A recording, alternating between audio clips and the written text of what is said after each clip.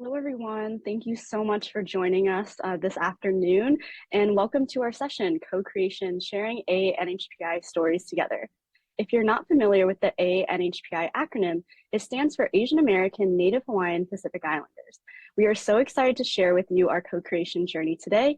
And before we begin, let's do a quick round of introductions. First, starting with our chat moderator, Ashley Meadows. Say hi to Ashley in the chat if you can, and she'll be our chat moderator for the session. Next slide, please.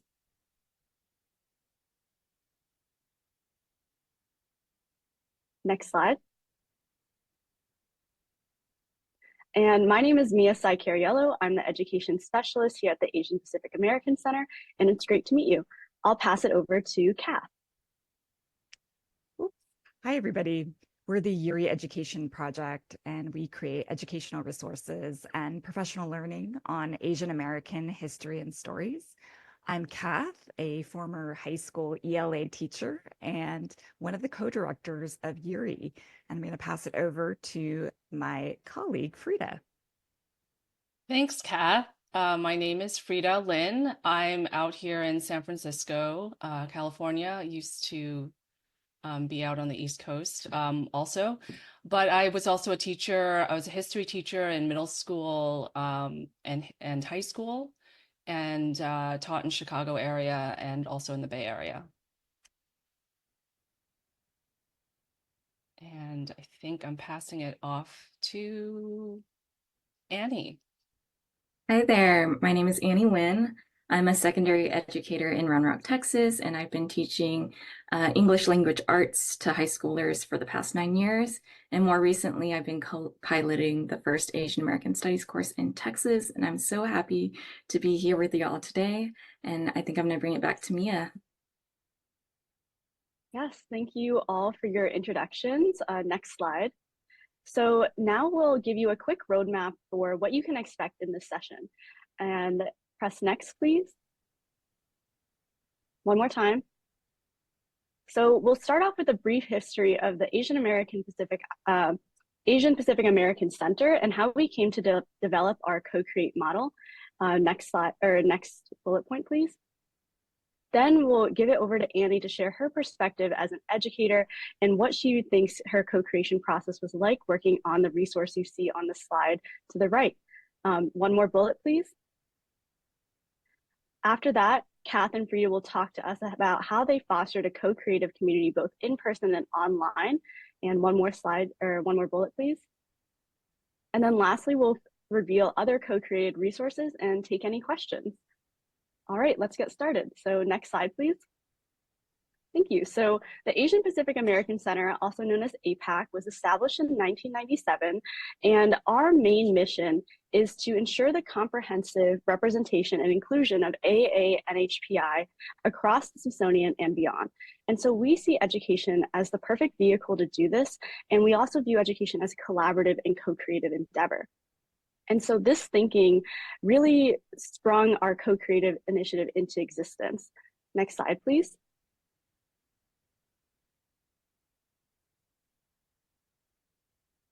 And so pictured here are some K through 12 educators who we were working with a few years ago to fine tune some of our educational resources we were developing. And for the past few years, we gathered feedback from a variety of different K through 12 educators and evaluations from them that really underscored the importance and need to include them in the resource development process from the very beginning. Educators' insights into pedagogy, their classrooms, and their own students really help us develop better and more refined resources that can be more adaptable to educators across the nation.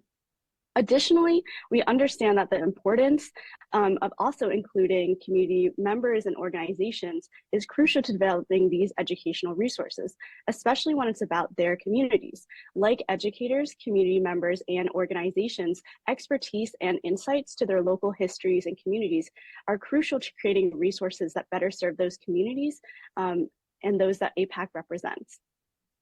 Next slide, please. And so we were trying to figure out how can teachers and community organizations co-create educational resources that highlight local ANHPI stories. We know that the AANHPI acronym is a huge umbrella term that consists of a plethora of different communities, histories, and cultures. And so we really aim to figure out and highlight what are these unique local stories that really flesh out this umbrella. And so we believe that focusing on the local stories helps broaden people's understandings of these communities overall. Next slide, please. And so by figuring out how we intersect with one another, we can better understand how we can thrive together as a co-creative cohort. And so our co-creative framework has community members, educators, and APAC working together to really figure out how these resources can be created from the beginning of ideation to the final implementation of them. And each of us brings our own unique expertise, skills and resources to the co-creation process. And our Co-Create initiative really aims to figure out how we can use these strengths to better tell local AANHPI stories across the nation, with K-12 educators and the community members at the very forefront of their development. Next slide, please. And so we put this framework to use this past year with our inaugural co-creative cohort. We had 6 different cohorts this year from 6 different localities, and they are from Austin, Texas, Chicago, Illinois, Houston, Texas, Orange County, California, San Antonio, Texas, and Seattle, Washington. And we're so excited that we were able to bring these local educators and AANHPI community organizations together to co-create these resources. And I'll pass it over to Annie to talk about her experience in the Austin cohort. Thank you, Mia. I'm so honored to have this opportunity to work with these amazing women here, co-creators, educators, community leaders across the US. And if you go to the next slide, I am especially thankful to be partnered with the City of Austin's Asian American Resource Center, specifically with these 2 community leaders listed here, Lila Grace Pandy and Tony Vo. They and the Asian American Resource Center, the AARC, are so instrumental in fostering a space of belonging for our Austin community, specifically for the AAPI community. And they have amazing programs centering on health, art, and culture across multiple generations. So with their connections and their expertise, it definitely made it easier to brainstorm and co-create our amazing resource. Speaking of which, next slide. After spending the summer at our co-convening with Lila Grace and using the wonderful model provided at the convening, we ultimately decided to feature the local history of Isamu Taniguchi, really focusing on the ideas of homemaking and belonging. And for those of you who are not from Texas and are unfamiliar with Taniguchi's story, he was arrested and forcefully removed from his home in California during World War II. And he and his family were sent to an incarceration camp in Crystal City, Texas, which I didn't even know there were incarceration camps in Texas until learning about his story. When released, due to the continuing anti-Japanese hostility, Taniguchi's family resettled in the Rio Grande Valley area of Texas, and they eventually retired in Austin. And I like to bring up these multiple points in his life because whether it was in California, an incarceration camp, Rio Grande, or Austin, Taniguchi really centered his life around nature, farming, gardening. And what he's most locally known for is building the Japanese garden at the Zilker Botanical Gardens as a gift to the city of Austin. And the best way we decided to really feature his legacy was through a zine. And for those of you who are not familiar with the zine, it is one of my favorite activities to do with students. Really, you just need a sheet of paper and a pair of scissors and some art supplies. It's very versatile and universal, K through 12 across all subjects. And also like this subject of belonging and home, it's totally universal, right? There's beauty to this topic. It's a shared experience. So whether it's cooking a special meal that is specific to your culture, or maybe growing herbs and veggies within your own backyard because you can't find these produce in your grocery stores. I think we can all reflect on memories of culture and nature. And just the other day, my mom came to visit Austin and she brought Vietnamese staples of winter melon or bee to make a soup, cucumbers as a side dish, and bitter melon, which it sounds exactly what it sounds like. Or tastes exactly how it sounds like. It's not great, but it was so nice to see such pride in her growing abilities and then her cooking abilities, and then to provide us comfort. I think yeah, when we reflect on these special moments, we're rooting ourselves with our own histories and identities and thinking about the seeds our parents planted, maybe the meals our ancestors passed down, and maybe to take a limited space of a pot or a patio and create an abundance of life, and to perhaps escape violence or move through a land of hostility and literally put down roots to build a home, provide nourishment, to preserve one culture. That is all rooted in resistance and love. And I think that's what we were aiming for in our goal. And I think I've hyped it up enough. I think we're ready to see the resource firsthand. So if we could go to the next slide. And then tap maybe for 3 bulleted points, I believe. Yeah. So after an entire year of collaboration and feedback from students in my Asian American Studies class, folks from the Zilker Botanical Gardens, fellow co-creators, we ultimately came up with this beautiful resource. Isn't it gorgeous? We collaborated with local artist and designer Jasmine Nguyen Gutierrez. And as you can see on the left is what would be the front side of the document. And then the right is the back side. So it can be printed front and back on any size paper. And on the left, we have his biography, his portrait, key images from the garden like the lotus and koi. Fun fact, Taniguchi was so intentional with his garden. If you go from an aerial view, the ponds actually spell out the word Austin. On the right side, we have our actual zine activity where students will document and reflect. We have various zine prompts and the template, and you can see the lines in which you would fold and cut. On the next slide, we actually have a closer view of these prompts, and I'll let you take a look at that. But really, we really thought of prompts that would be universal to students, parents, visitors of the garden, or anyone who just wants to reflect upon their family. And you know, this could be a wonderful resource. It could be done after learning about this local history or visiting a garden. It doesn't have to be the Zilker Botanical Gardens. I think it could even be used as a way to jumpstart an oral history project, right? These questions are so universal, and thinking about families, they can interview more family members and adapt from this. So yeah, we were recently able to actually see it in action with some educators in the next slide. Several K through 12 teachers. If we can go to the next slide.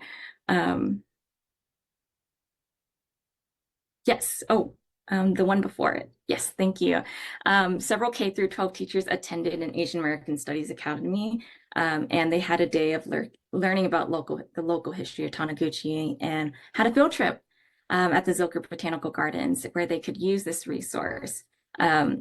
It was a really hot day, and I don't think they actually were able to use the resource to its fullest capacity, but I know that our parks department are so excited to use this zine in the future for students who go on field trips.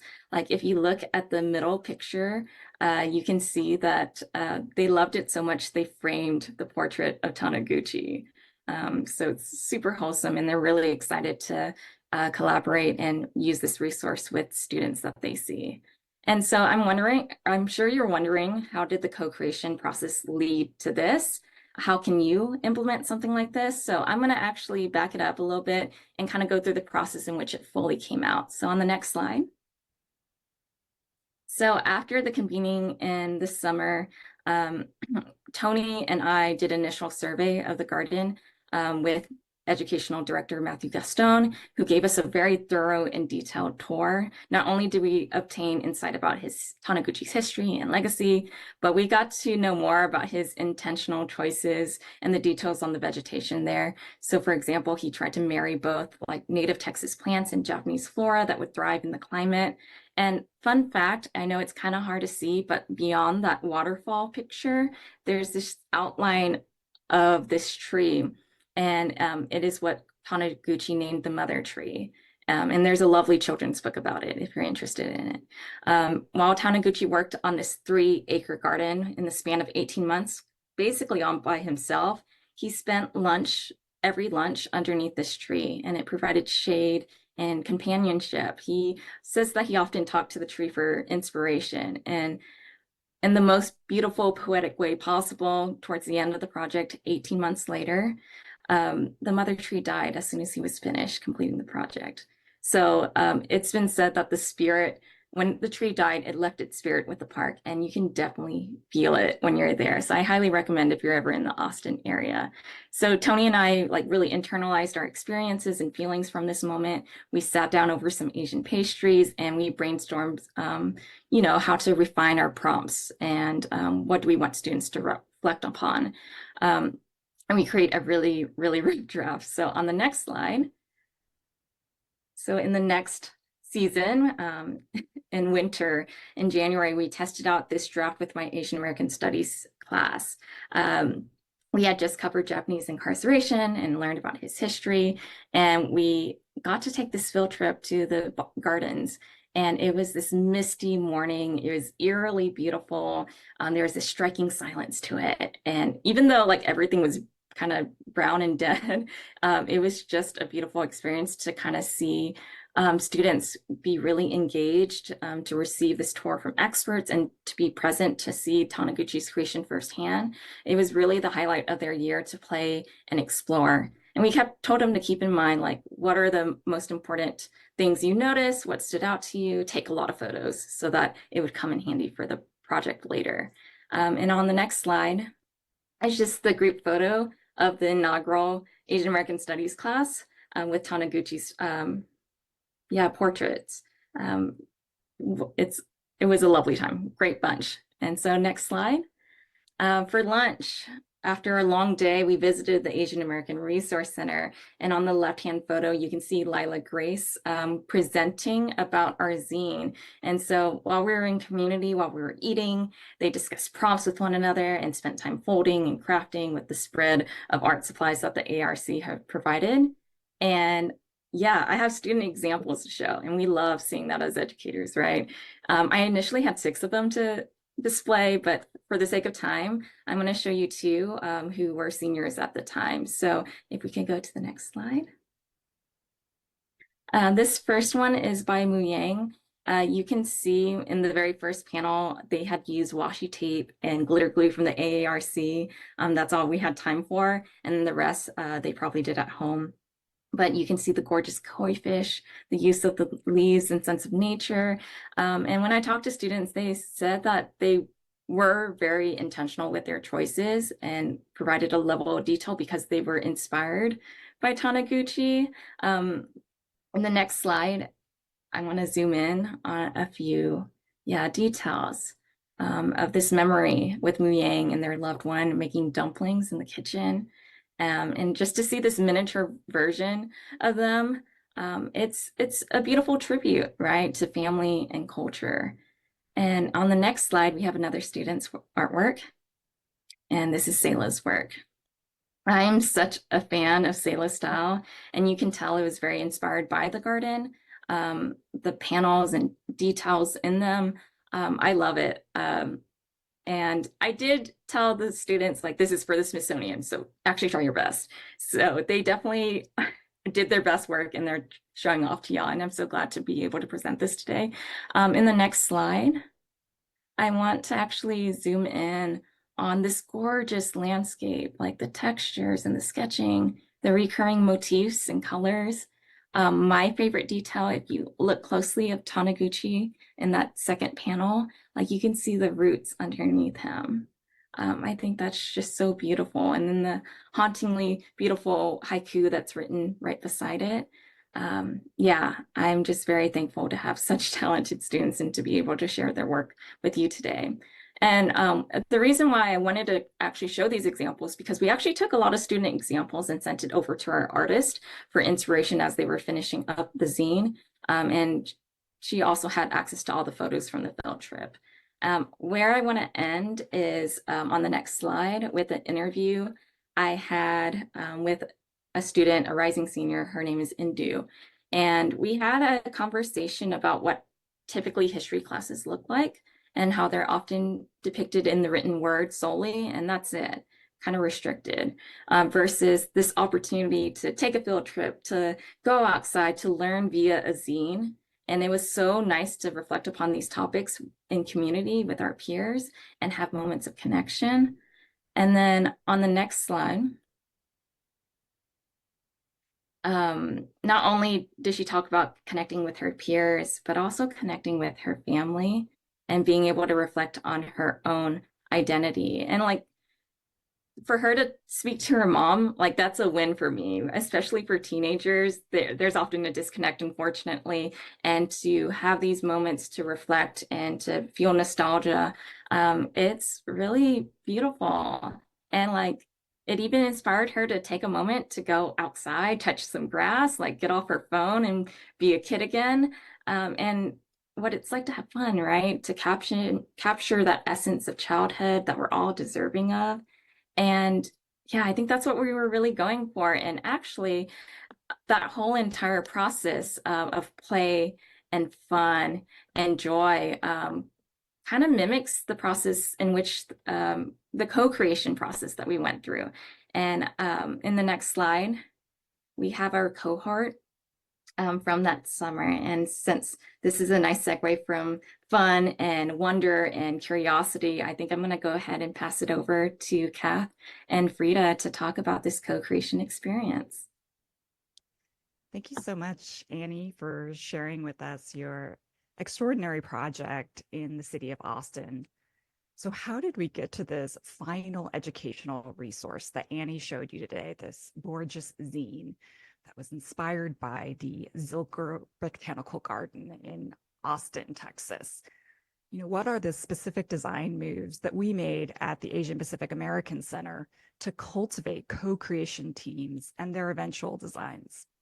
So as mentioned in the first part of our presentation, we recruited teams of teachers and community-based organizations across regions of the US whose demographics, migrational patterns, and stories are less emphasized in K through 12 curricula. You know, Asian American history and stories are rarely taught, right, in K through 12 schools. And so these teams were based in Seattle, Washington, Orange County, California, and Chicago, Illinois, and 3 cities in Texas. And so to introduce these teams, most of whom did not know each other, we brought them together at a convening in the Smithsonian in July 2023. So you can see this convening here. So the next slide. So we sought to combine the local knowledge and resources of community-based organizations like this one in Austin that Annie talked about, and the pedagogical savvy of Asian American identified teachers like Annie. Next slide. And at this cross-regional convening in Washington, D.C., we had a challenge before us, right? In just 3 short days, we sought to cultivate a relationship between the city-based teams. We wanted our teams to ideate local stories, really local stories, stories that no one else could tell but these specific teams. I think we can all agree that what Annie and the team at the Zilker Botanical Garden brought is something that no one else could create, right? It was uniquely special to this locale. We wanted teams to tap into local stories and eventually create educational resources that could be used by educators all over. Next slide. So to cultivate collaborative relationships and ideation among teams, we started with a playful prompt. What is co-creation? So it seems so basic, right? But it's often important to begin with asking these fundamental questions. And how we started is we gave everybody a table of art supplies full of clay, pipe cleaners, markers, fabric, and paper. And we asked them quite simply to create a sculpture that represents co-creation with your city-based team. Use all the supplies at your disposal and give your creation a title and a 2 to 3 sentence description. Next slide. Assigning a specific maker-based task helped our teams foreground their year of working together. Co-creation is messy. It's about talk, hunches, initial thoughts. Next slide. Co-creation is also tentative and still in process, and you can see that sensibility reflected here in the Chicago's team creation, which was called a blooming quilt. Next slide. And co-creation is ongoing and richly informed. And the San Antonio team imagined co-creation as a flowing river, similar to their own Texan landscapes. Next slide. And co-creation is often an amalgamation of many kinds of histories. We have to involve the communities in which our work sits, and this often involves people beyond just the Asian American and Pacific Islander communities. And we saw this in the Seattle team and their final resource, which looked at interracial families. And this was ideated from the very beginning when we asked them this simple prompt: what is co-creation? So now I'm going to pass it off to my co-director of URI Education Project, Frida Lin. And now that I've kind of got us situated, how did we start this co-convening? What was the process? Frida, can you tell us more, give us more details about what we did with these city-based teams? Thanks, Kath, and glad to be here, really excited, and I just love hearing about Annie's experience with her students. It just makes me miss teaching all the more. The student experiences and the engagement process was always the best part. I miss that so much. Yeah, so the convening last summer, I can't believe that was last summer, but yeah, so after we started envisioning what co-creation could look like, we started brainstorming to think about what a resource could be that combined the local community, the story they want to highlight, to even just choose one story. I mean, there's so much in our community, so we have to narrow it down to one. So this was, quite a process over the year. So in the summer, we just started brainstorming, and we wanted to make sure that it would be an accessible K through 12 resource, as well as you saw Annie's group create, the Austin cohort create, very accessible for students. Next slide. So the question that we posed to everyone in the brainstorming process, and I'd like to pose to all of you to participate along with us in the co-creation process, is: what is an important story in your local community, any local story in your backyard, that more people should know about, and why? So I'm going to go ahead and give you a moment to, oh yeah, can we go to that slide? Thank you. Yes, so this is the question. Sorry, I thought I had said next slide. So this is the question: what is an important story in your local community that more people should know about, and then why? And so it can be any story, again, in your backyard. Just think about it, and go ahead and post that in the chat. We'd love to see all of the conversations that happen. So many diverse stories out there to learn about. So go ahead and pop that in the chat. And then I'm going to tell you about a local story I learned about last summer that was really fantastic, that I would have never known if my friend didn't tell me about it. Next slide. So this is in Ashland, Oregon. And my friend who lives there told me about this park. It's a tiny little park. It's called the Ashland Railroad Park. And it really amplifies a common Chinese American story. We know about the railroad workers and how they built the railroad across the US, but we don't really know about the nitty-gritty details about it. And this park commemorates Chinese railroad workers who built the track, and then Ashland was actually chosen. It's in the southern part of Oregon, in case you're not, it's like on the border between Oregon and California. And so it was chosen as a stop between San Francisco and Portland by the Southern Pacific Railroad. And this public art installation was recently erected in 2022. I can't believe this was 2 years ago. It just goes to show you how many stories there are that we don't know about and that need to be uplifted. And so they erected this, and it just represents the final connection that completed Southern Pacific's rail. And this was in 1887 that had happened. So that there's an article online if you want to read more about it. So yeah, I think we have some time for a check-in. So I was going to see if there's any responses in the chat. Yes. Oh, cool. So I see some stories from the chat that E.E. Ward Moving Company, longest running African-American owned business in the country. Yes, of course. Housing, displacement, gentrification. I feel like every city has that story. I keep seeing all these documentaries across the nation about that. Awesome. Okay, next slide.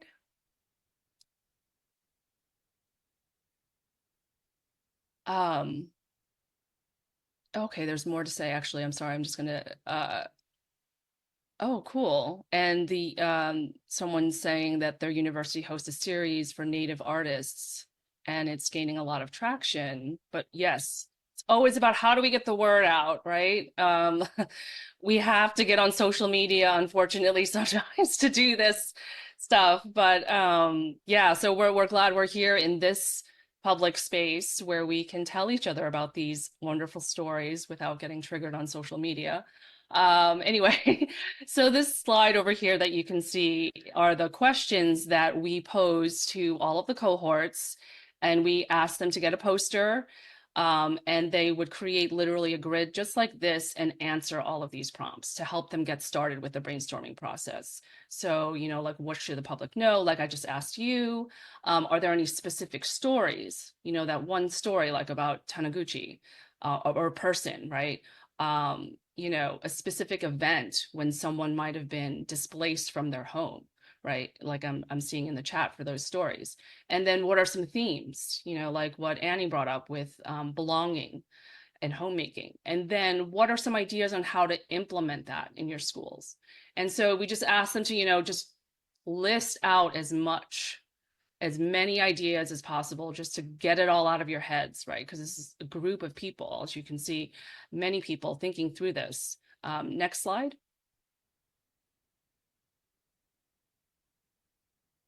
And oh, and by the way, go ahead and respond in the chat to those questions. Any themes you think of, specific stories, if you want to continue to whittle down and, you know, distill your ideas. So go ahead and like participate in the co-creation process in the chat.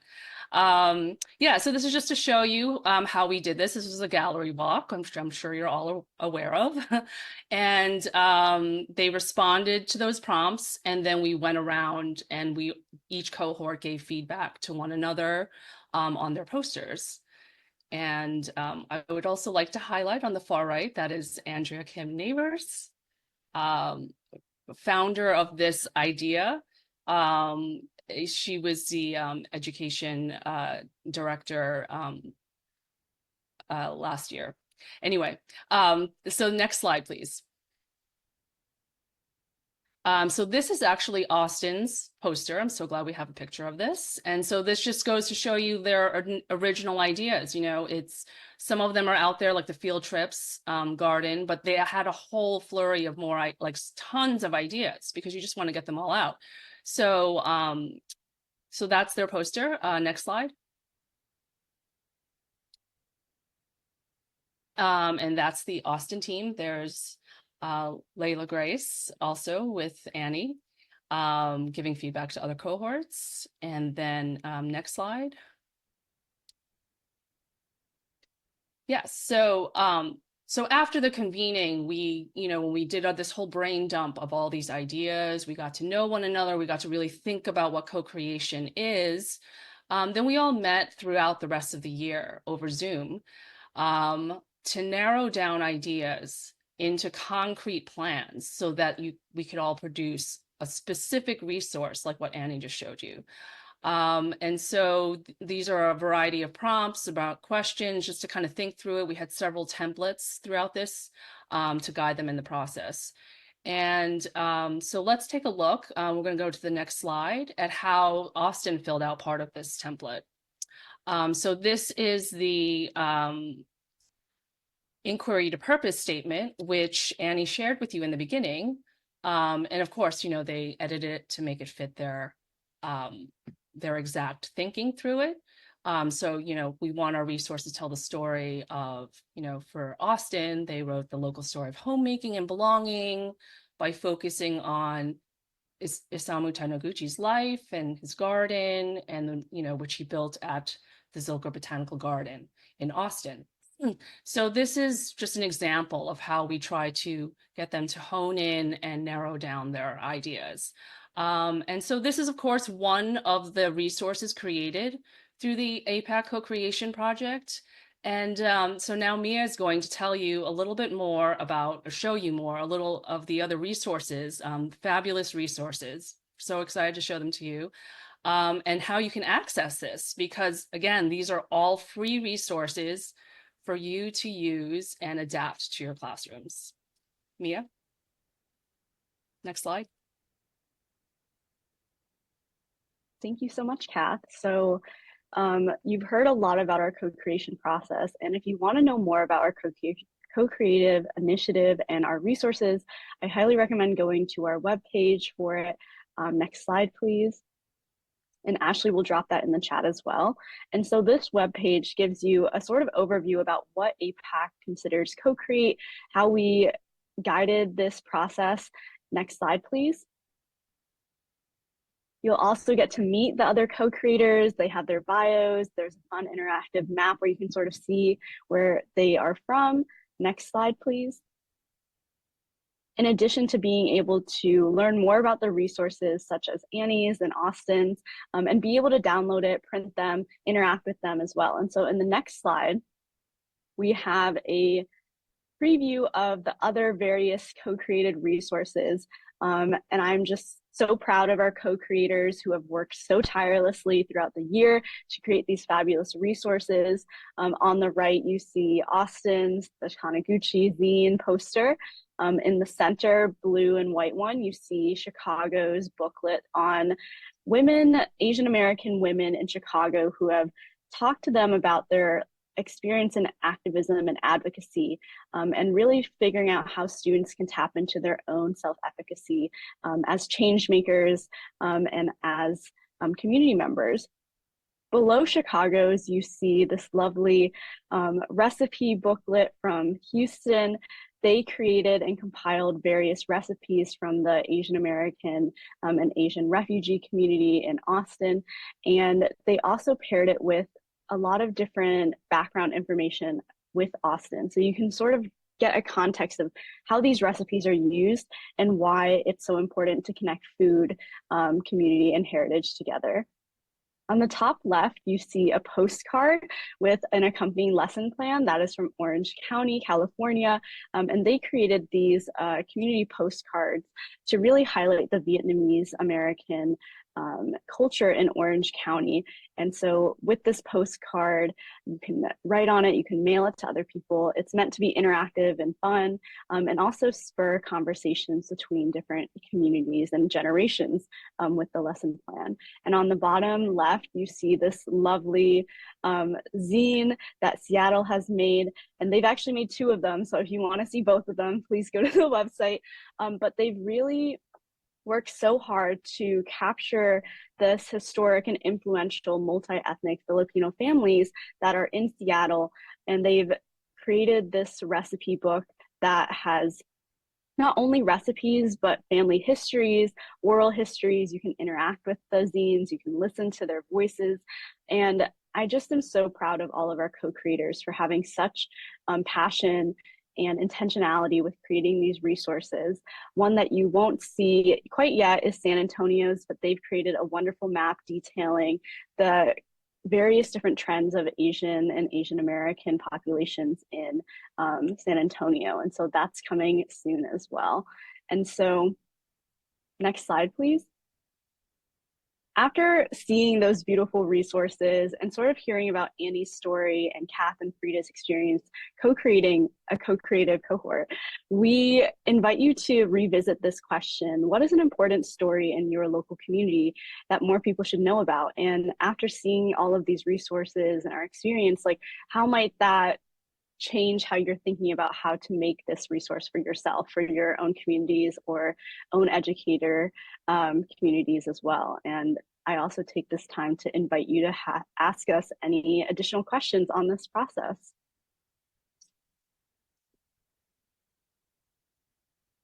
And so feel free to put any of your like ideas in the chat or any questions for us in the chat as well.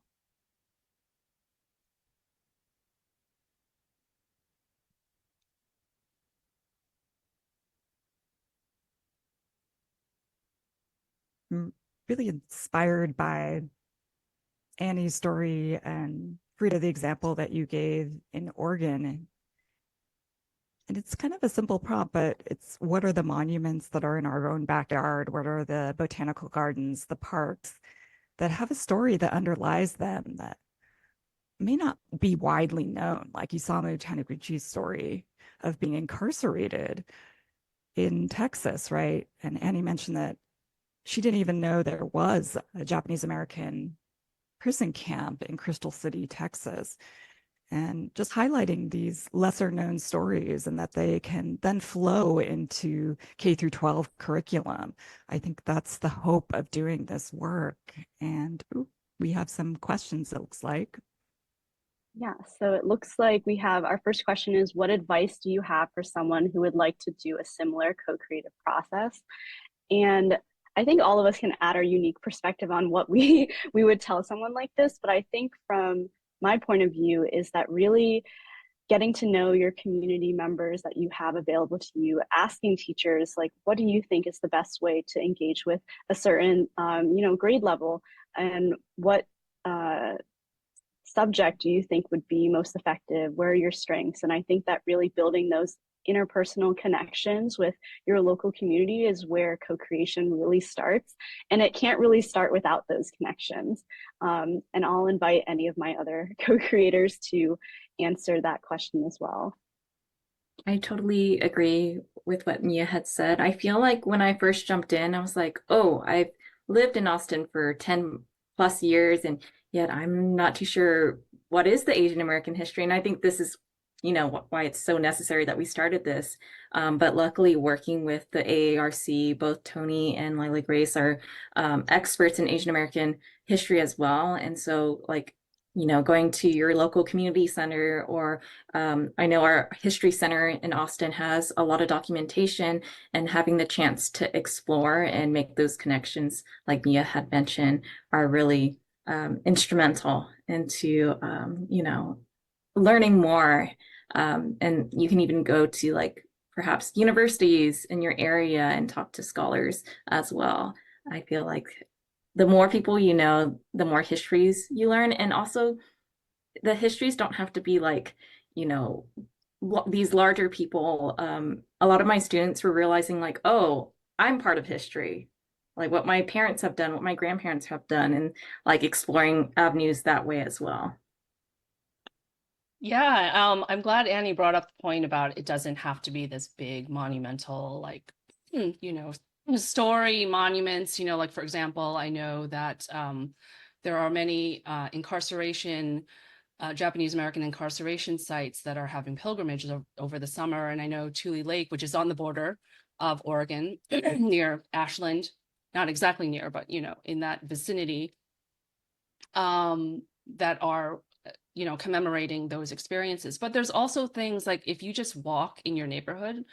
I know in San Francisco, I've walked in neighborhoods, and speaking of displacement, I've seen plaques, like little plaques on historic buildings that are, that were originally African Americans lived in those communities, but now they don't. But it kind of recognizes certain individuals or businesses in those communities. And I kind of saw those plaques, but I didn't really know exactly what the story was. And I happened to go, I saw that there was a city tour guide, and they took us around and talked about the gentrification and how they, developed this huge mini highway through San Francisco that basically cut through the African American community, split up the community that Japanese Americans and African Americans lived together in. Yeah, and so I mean, again, that common story of displacement, it's everywhere, and you just don't know. But if you walk around just simply in your own neighborhood and you just look really carefully, just observe that, you can see those things, and just look out for what your community might be doing in terms of events around that. And then maybe you can partner with them and get to know more deeply about it. And then as a teacher, you know, just take that story and think about, like, how can I tell that story in my classroom? How can I link that up with the curriculum that I have to teach, you know, or that I like to teach, or whatever it is. I think it can just be simply like that, you know, just to get to know the community, get to really deeply know the story, and then bring it into your classroom and develop whatever activity you want to create, you know. Yeah, Yeah. that's a thanks, Frida, and Annie. So there's a few more questions. So I think I can answer these ones. Is there a way for other cities to get involved in sending a team for upcoming years? So APAC is planning on doing more co-creative cohorts in the coming years. And the best way to sort of stay up to date with that is signing up for our newsletter. And Ashley will put our website in the chat where you can do so.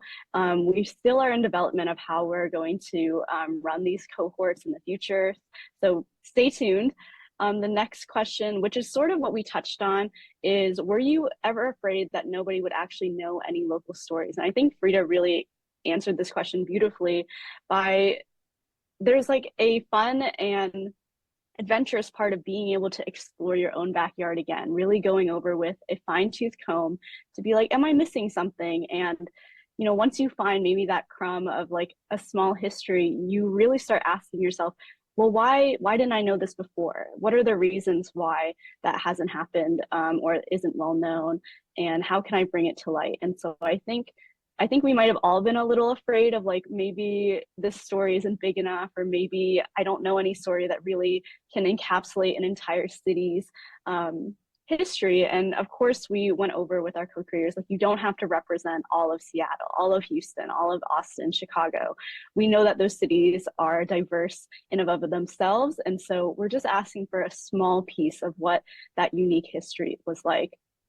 And so the next question that we only have about 3 minutes left, so we're going to try our very best to answer, is tips for successfully engaging teachers in the process. And I guess I'll pass it to Annie for this one. Is like, as a teacher, what really brought you into this program? And how did you feel like you could keep on going for like a year-long project like this? It breaks my heart to say that actually, whenever I was presented with this opportunity, I was like, no. Because I was so burnt out and stressed out, and I had colleagues and my family have to, like, this is the Smithsonian, like this is a once in a lifetime opportunity. But I totally understand just the state of education right now and how exhausting it can be. And so if there's any, grants or resources to like, fund it, I know I'm unfortunately enticed by that. But I really do think like being in having, these people here be so supportive and foster a great environment. Like, I felt so loved there. I'm like, oh, I'm always doing these things because even though it might be a little bit more work, it was always worthwhile. So having resources or, you know, great advertising, it really is hard. And I feel like you have to find the right type of people too. And I think it's a larger issue, honestly. So I don't exactly have all the answers, but I do know that like having a space where I felt respected and it was funded, and being with community who like I'm often not with, seeing people like me, that really hit it home for me. And I feel like now I'm always going to take any opportunity like this. Yeah, thank you so much, Annie. And I know that we're short on time. And so the last question I just want to touch on really quickly is, what is a way for us to teach AAPI history and heritage while escaping from the exotic frame? For example, when I see people try to teach AAPI heritage, it comes down to bringing in the strange food and interesting dancers. And I think the theme of this education summit, sort of meeting at the intersections and thriving together, really encompasses how we can sort of combat that exoticism and how we can sort of see where our lives intertwine, and those themes that all of these educators have made in their co-creative resources to really encapsulate how we are part of history together. And so with that, next slide, the final slide, I want to thank you all so much for being at our session today. If we could have the final slide, please.